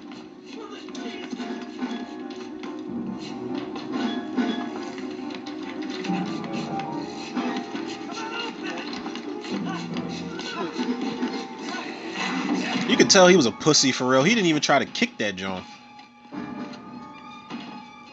That thing would have gotten punted. Like, listen, I'll be watching Child's Play nowadays, and I look back on the earlier movies, and I'm just like, where they tried to make it scary, especially the first one, and I'm like, nobody thought to to fucking go for a field goal with Chucky.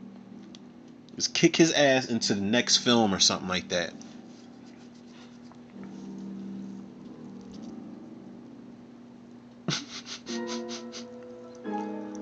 Everybody jumped out, ready to party.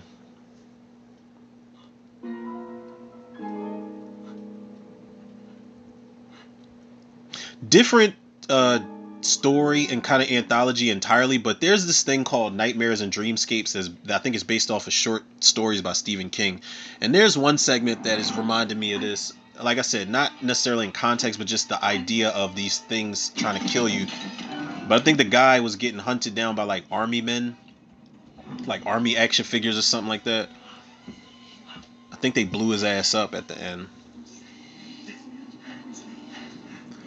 Now, what would have been even better is if they, before they saddled up to kill him and rush him, they should have started singing Lift Every Voice and Sing. Then that would have really been sweet. They about to get their reparations for real. That was, you know, even though it's dated, that was a great shot of all of them running up to him.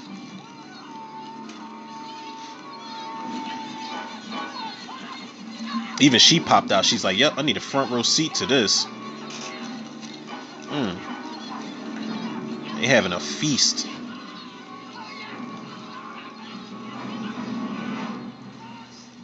Now, did they pull his tongue out? What was that? Now down it. I mean, fuck a bribe. This is bullshit, Bulldog. Now, what's up? You gonna show us what we came here to get or what? Really don't. See, I ain't got all night to be listening to no goddamn ghost stories. 3 stories in, and he's like, all right now. Oh, boy. Shit over with. Let's see how real this shit is you got. All the shit. Tell you, man, to make a good drinking game. Believe this, man. And this shit is a trip, homie. This is very bittersweet. This image in this segment right here. We didn't know him. He was just a nigga we seen around. Because Lamont Bentley unfortunately passed away in real life. So it makes this segment much harder to watch. I think Lamont Bentley passed away in a car accident years ago. And that was crazy, man, because he was I liked Lamont Bentley. I think I was introduced to him in Moesha. But rest in peace, shout out to him. And it was crazy, man. Like, at the time, we were losing so many people from TV, man. I don't remember how many years apart it was, but I remember him and Merlin Santana passed away. And I was like, damn, these are 2 dudes who were in these big name TV shows, and it's crazy. I didn't even mention Ricky Harris. Rest in peace, shout out to Ricky Harris. Again, makes this segment a lot harder to watch because of how Ricky Harris is about to get murked off in this. This is the social relevance in this last segment.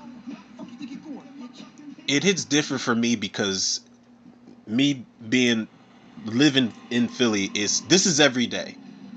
You know, the black on black crime, the gun violence, what we do to each other as black men out here in the streets, man, is crazy.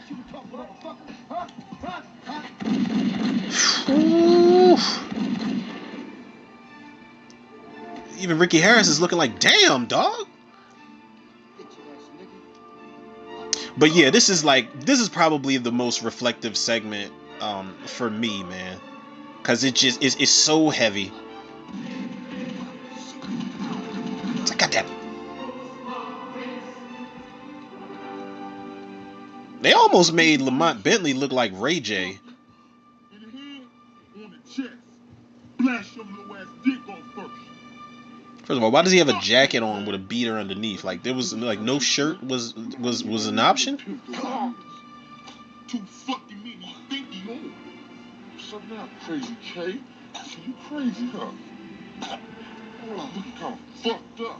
I wonder how many people in the audience knew that this was Bulldog and his crew. But I like how they kind of like had their faces not completely visible. The voices were all distorted.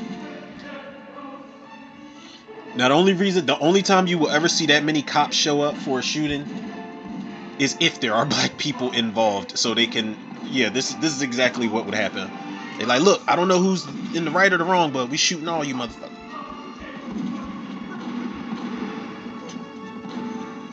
It's fucked up though, man.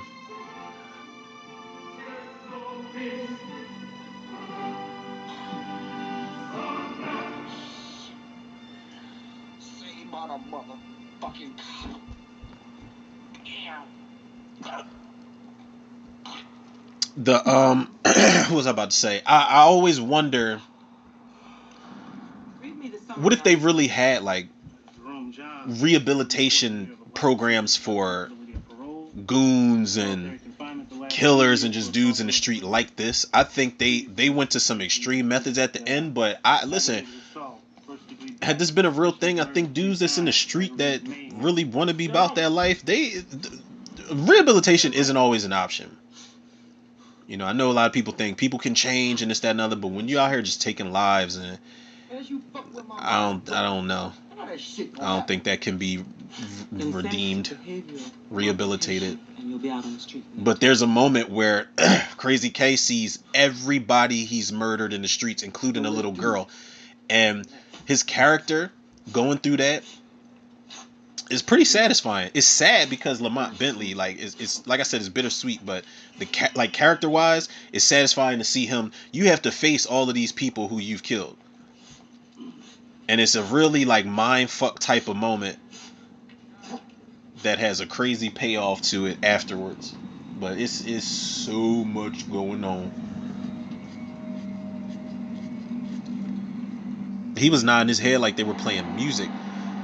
And meanwhile, they taking him to fucking House on Haunted Hill to do that. That looks like a haunted castle.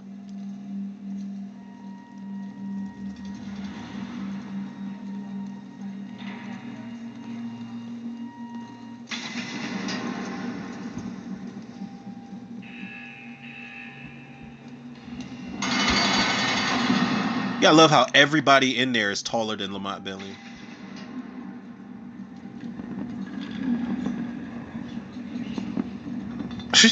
Just bringing in the dead bodies. That kind of reminded me of when they had all those dead bodies on Blade Trinity, and they were like harvesting their blood. I mean, yeah, they were technically dead. They were in like, the guy said they were in a chemically induced coma. That was a pretty morbid scene in Blade Trinity. I know a lot of people hate that movie. I hate this cell so much I'm gonna punch the walls. Look what we have here. The first soldier in my army. This actor, I want to figure out what his name is before I look it up, but I know for a fact he was in, I think he was in Carnosaur 2. Monk. So you're a real badass spade. What you say to me, motherfucker? You heard me. Is that Monk from Carnosaur 2? Let me check. To be in a place like this, otherwise you wouldn't be here. So what'd you do? What you in for? Murder, punk. And I wouldn't mind doing this shit again. Rick Dean. That's his name. Me either. I killed a lot of people. Wait, how was he in Carnosaur 2 and 3? He had to have been in the flashback sequence unless Monk really didn't die. Are you afraid of me? Oh, rest in peace to this actor, man. He died in 2006. Oh, man. We lost a lot of people in this cast, man. The final fight between black and white has begun. I've led my troops on a wave of assaults to wake up my white brother. All of the niggas of the earth will be killed. Jesus. Except for the few that helped with the fight against them much so back then. those few will be spared and live their lives. His tattoos are just a racist version of Max Cady's tats. Want to be spared? Come join my army.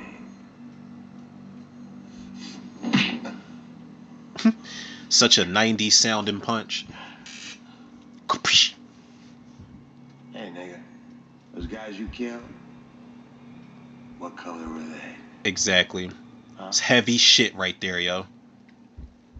They were niggas. I know it.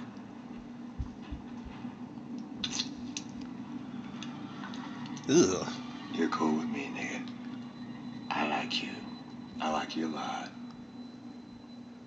This is one of the reasons why, not necessarily with racist people out here in Philly, but with the cops. You very rarely, I did say in that first segment with Martin Morehouse and the cops, that is something you see all over the United States, televised, on social media, whatever case may be. Black men getting murdered by these cops.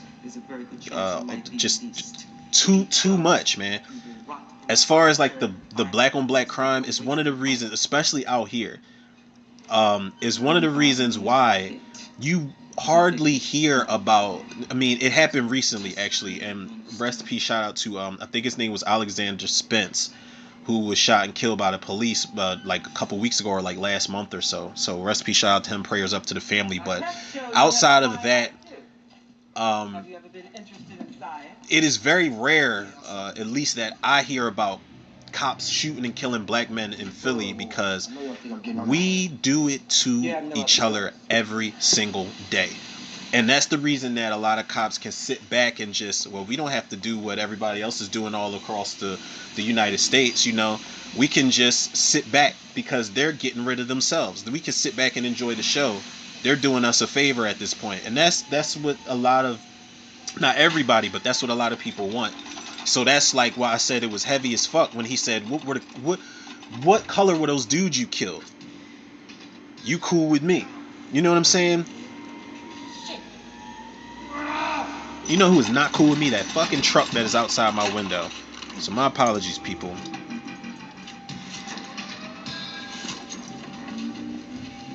This part reminds me of like Fire in the Sky, when DB Sweeney was on that operating table and they were like stringing them up. Oh God.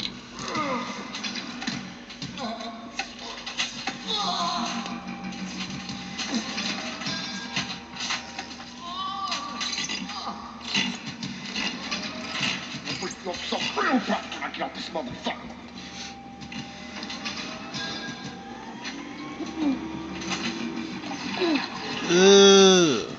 Ecto Cooler?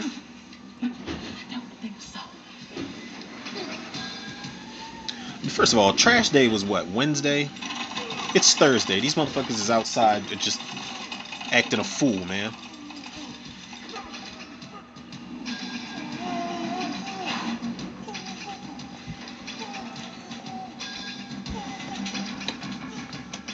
This is insane. Some of the footage and the pictures, no, not the footage, but some of the pictures they're about to show are real pictures. But the shit that they're about to show him is absolutely insane. And it makes me wonder, like, what if they really showed this to people out here in the streets who are about that black on black crime and gun violence and shit like that? This shit is insane, man.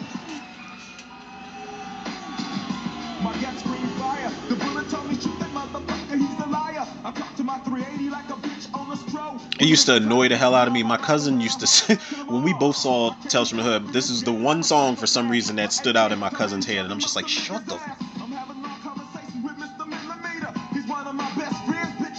And this is is it wrong for me to say this is something that should be shown to the young black men who even think about being in the streets? It'll make you second guess real quick. But those pictures, those black and white pictures of black people being hung and just murdered, those pictures are real. The footage of the shootings is for the film, but the rest of that shit, Pretty sure they pulled that out of like books and oh no, there's actual footage of the Klan members right there. That's all real. But they probably pulled it from books and articles and things like that. But again, the social relevance is at an all-time high watching this in 2024. It's crazy.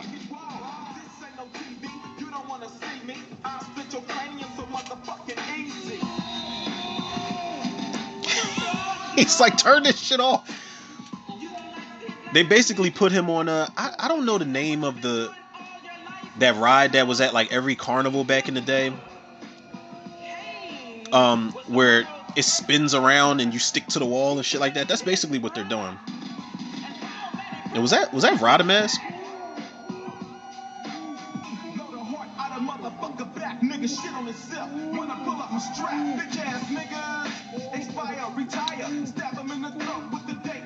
This is one of the angriest fucking rappers I've ever heard in my life. He could only make this song in 1995. See, that picture is real. Hard to look at, but it's real life where they just burned that guy to death on that board.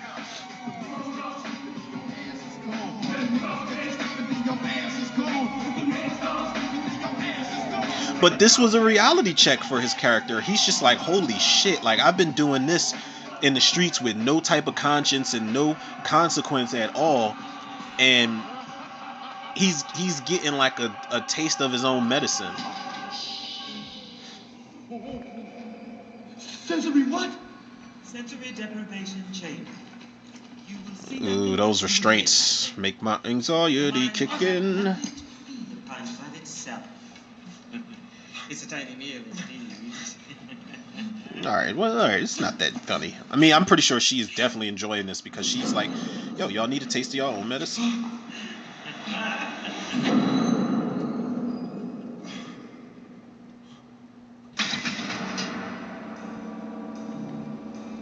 Oh, can we also talk about how Ruri Hachimura and Anthony Davis cooked the fucking Utah Jazz last night? We going into the All-Star break, you know, a little small 7-1 run. What's up, Crazy K? You know? Me? Shout out to any listeners out there in Utah. Nothing personal, but... What's up? How come we ain't talked in a long time? That's right. You killed my ass. Ain't that a bitch? I got one question for you, Crazy K. Why? Right. Why? Oh, no, he does tell him why. I forgot.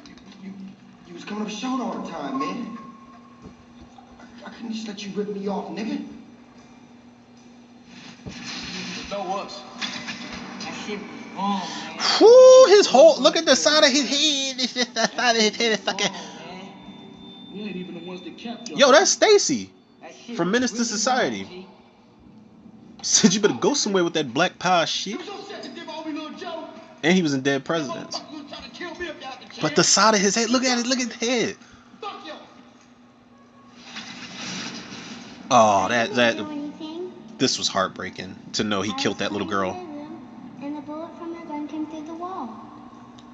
What type of fucking gun did he have? A bullet ain't got no name on it. You was just at the wrong place at the wrong time. Terrible, terrible, terrible response. I always hated that part.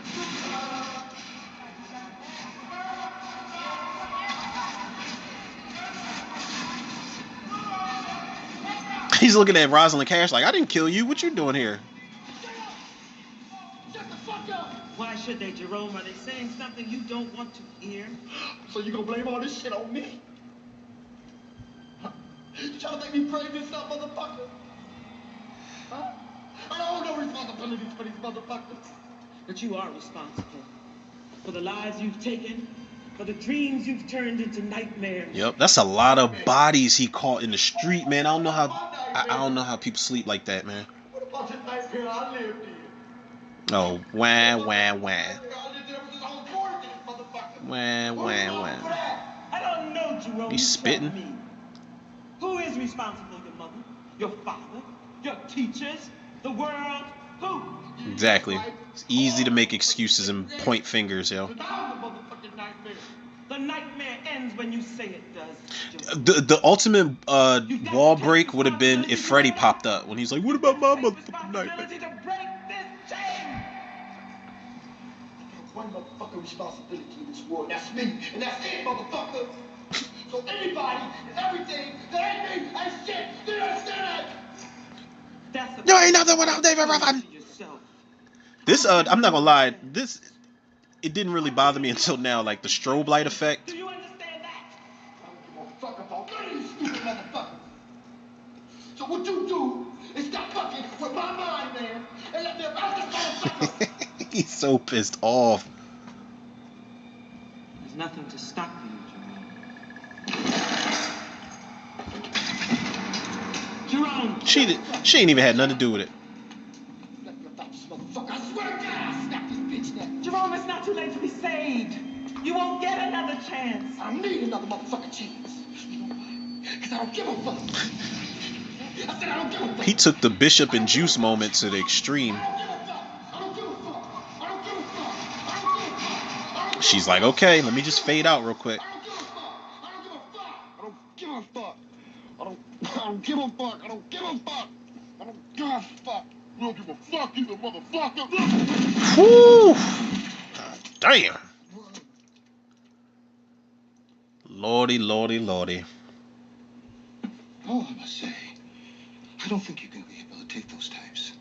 Nah, you just kill them. Who do you think you fucking with, old man? Huh? Breaking point. What? What? You know what? I'm sick of playing this ring around the rosies. Now that last little story, that shit wasn't funny. Yeah, what you gonna do? Call the cops or some shit? Why would I do that? Because you know who it was that killed the nigga and you ain't said shit. Samuel Monroe Jr.'s got the most insane eyes. Like, his eyes look crazy. Less nigga. Fuck. Just bust a cap in this old fool now. No. Don't be stupid, motherfucker. Now let's just get the shit first. I'm telling you, man. DeMarcus Cousins, yo. And where's that? Shit. Yeah. Follow me. Now we want the shit. Woo! Shit. Ring around the rosies, huh? You do. Now, this ending, man. Everything, you know, there's been some really terrifying, scary moments in this movie, man. Creepy, whatever you want to call it. But this shit here, I couldn't believe what I was watching. I couldn't believe it. This was a twist for the ages, man. This is one of the greatest twists. Right about now, man. I'm losing my... And Now where's that? pretty much epilogues of all time, man. This was I wish I could have seen the audience reaction or just heard the audience reaction to this moment right here, the ending for this movie. This was absolutely fucking bonkers, man. And it's not enough that he's just turning lights on without just pointing at him and shit. I have it here. It's in the coffins. Where else? What I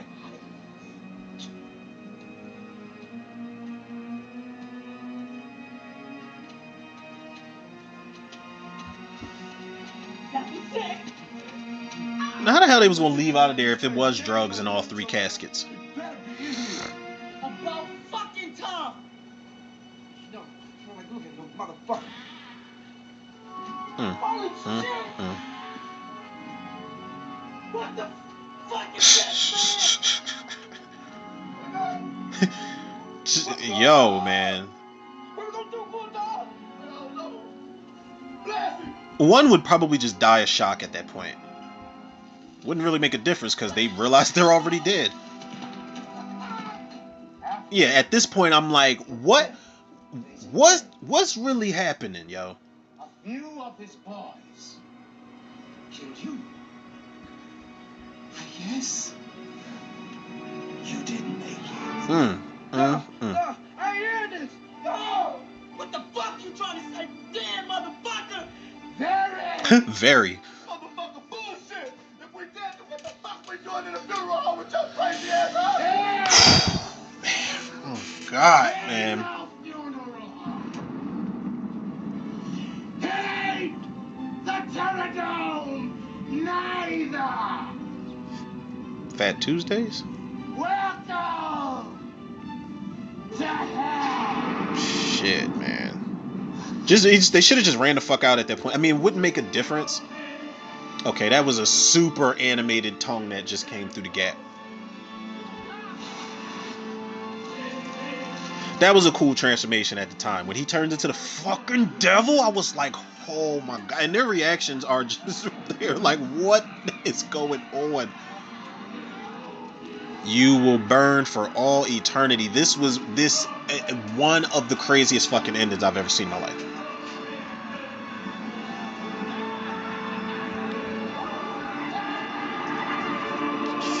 Fuck. Oh boy. Well, shit. I would say we survived. We survived the Tales from the Hood, listening to the Tales from the Hood, but they sure didn't, man. Let's just cut right to the chase, man. I'm torn here, man. But you know, there's a reason I went with this, and again, shout out to Draco Mays for suggesting this one. I don't care. I'm going with my gut and giving this a 10 out of 10. This is one of my favorite horror anthologies ever. Even the effects that don't hold up, I think at the time people didn't mind them. But I gotta say this, man.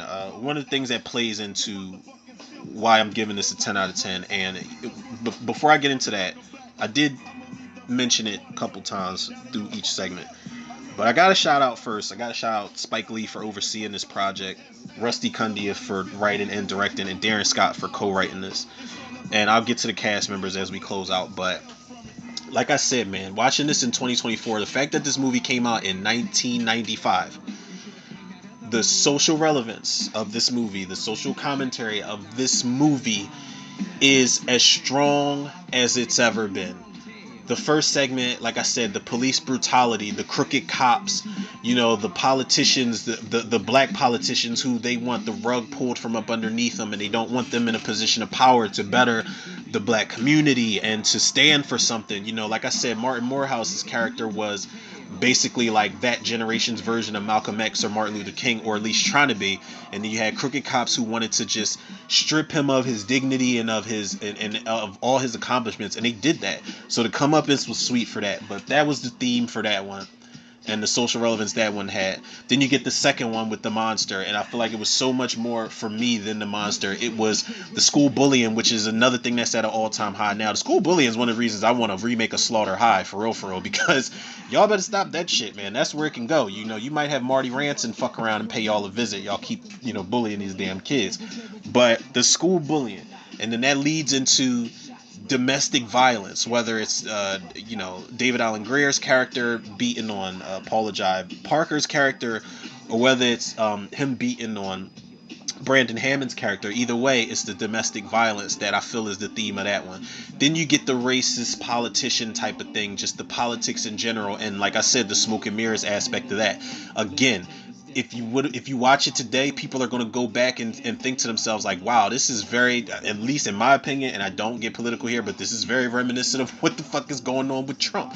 You know, it mirrors that perfectly, and they didn't know, they didn't have a clue that would come, unless they knew something we didn't, and they could predict the future. I don't know. And then you get to the last segment where, like I said, it hits hard out here, man. I can't tell y'all how many friends of mine I've lost out here in the streets to whether gun violence or just black on black crime in general. Out here in Philly, I don't know if we're still the murder capital, but there was a reason we hit that. You know, we hit like 400, 500 murders one summer and almost didn't let up. It's common out here, it's regular out here, and it happens too often, man. So I feel like somebody watching that, even if you were a street dude watching Tales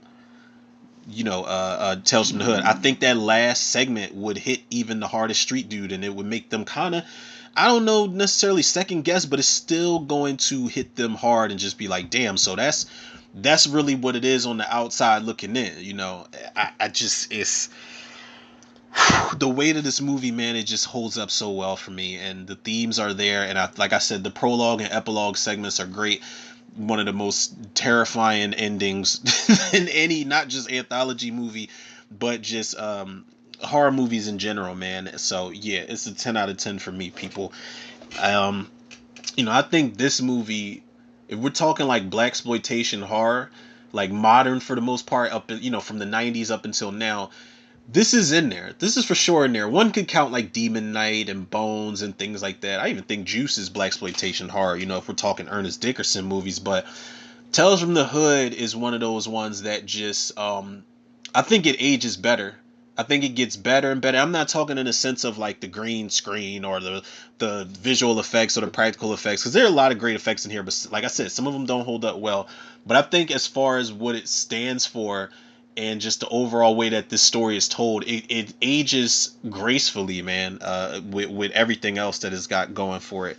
And you do put that, you categorize this with another movie that holds up better than it did back then, I think, is People Under the Stairs. Now, had I not done commentary for that, I would definitely do it this month, just because, like this movie, the social commentary outweighs the fact that it is kind of like a hood type of horror movie. But these guys did a really great fucking job, man. Rest in peace. Shout out to.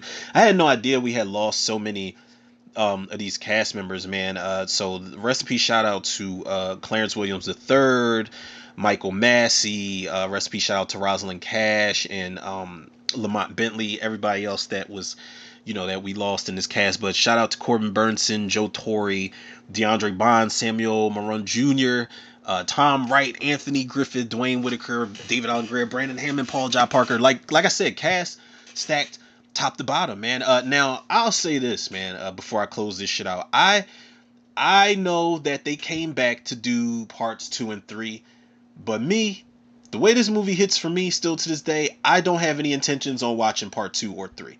I'm cool. I don't think I necessarily need to see part 2 and part 3. I know Keith David is like the storyteller throughout the course of the second one, and I think Tony Todd is in part 3, and I just got a feeling that I'm cool with this one, because even if I don't like 2 and 3, I want this in the memory of it and how it holds up in present day.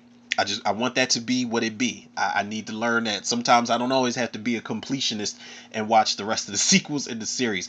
Another thing I'll say, I think that, I know 2 and 3 were not well received, but if it were up to me, it's time to reboot this, man. I think it's time to reboot this and have the same people involved, but have all the new black creators come in there. Let's throw some Jordan Peele in one of the segments for him to direct. Let's throw some Issa Rae in there, some Ava DuVernay, some Antoine Fuqua, maybe put Ernest Dickerson to direct one of the segments, man. I think Donald Glover should be somebody on board with a Tales from the Hood reboot.